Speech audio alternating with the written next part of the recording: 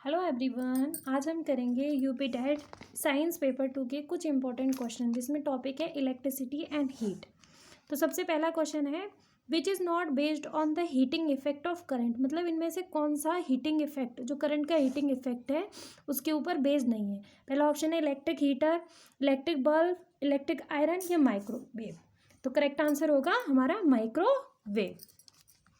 Next question है to which field of science do Kirchhoff rules belong. मतलब science के कौन से फील्ड से क्रिचफ रूल्स, जो क्रिचफ लॉ हमने जो पढ़ा था फिजिक्स में, वो किस चीज़ से बिलोंग करता है। ऑप्शन 1 है atomic structure, option 2 electrical circuit, option 3 organic chemistry, option 4 है ऑप्टिक्स।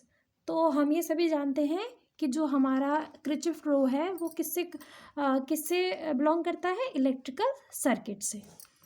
नेक्स्ट क्वेश्चन है 3 विच is not a conductor of electricity. इनमें से कौन सा कंडक्टर ऑफ इलेक्ट्रिसिटी नहीं है। Option 1 vinegar, option 2 lime juice, option 3 salt water, option 4 distilled water. तो option क्या करेक्ट होगा इसमें, डिस्टिल्ड वाटर। डिस्टिल्ड वाटर जो है वो इलेक्ट्रिसिटी का कंडक्टर नहीं है। अब आते हैं क्वेश्चन नंबर 4 पे। A device used for converting AC into DC is called. मतलब वो डिवाइस जो AC करंट को DC में कन्वर्ट कर देता है उसको हम क्या बोलते हैं। Option transfer, rectifier, induction coil, dynamo. तो ऑप्शन क्या सही रहेगा इसमें, बी वाला, रेक्टिफायर। और अगर इसकी जगह पे ये आ जाता है कि DC को AC में कन्वर्ट करना है तो हमारा आंसर हो जाता है ट्रांसफॉर्मर।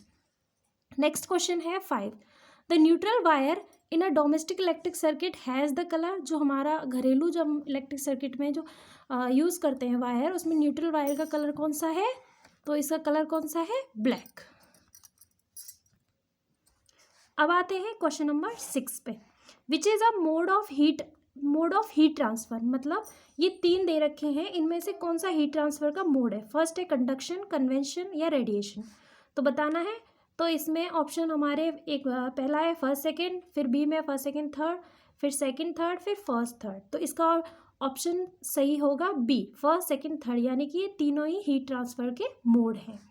अब आते हैं हम क्वेश्चन नंबर 7 पे। क्वेश्चन नंबर 7 है for which the rate of transfer of heat is maximum. मतलब कौन से पॉइंट पे जाके इनमें से कौन से मोड में जो हीट ट्रांसफर होगी वो सबसे ज़्यादा होगी। मैक्सिमम मतलब सबसे ज़्यादा होगी।